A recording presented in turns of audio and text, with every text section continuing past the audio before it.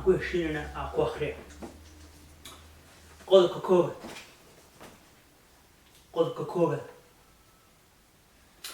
Soomaaliya horta dawlad ma aha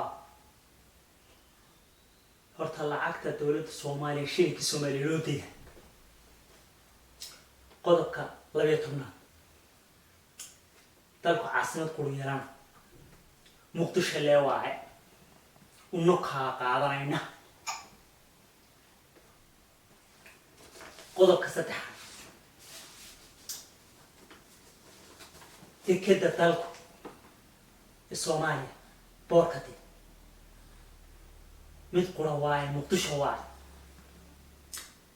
madaxweynaha dalku hal madaxweyne waxa wala babiha dama wala babiha Jubaland la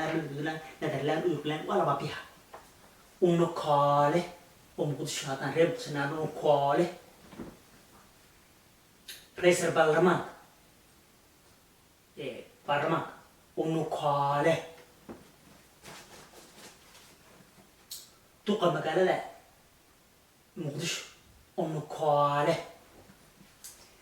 idinku waxa la qaadanaysa mataqaana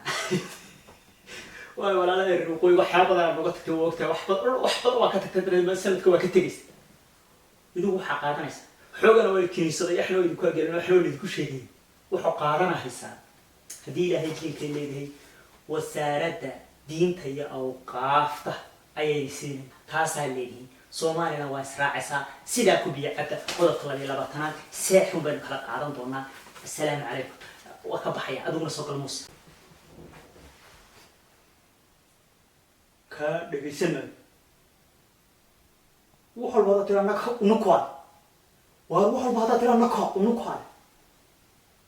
wasaaradda diinta iyo awqaafta أنا ما حنك خبرني ما كتبت عنقني ما قاعد على بنودي أنا ما كتبت عنقني حنك خبرني وسيرة ديتي وقفت ما حنك خبرني أنا ما كتبت عنقني هذا هو سلام شكل صوت أنا على كل شيء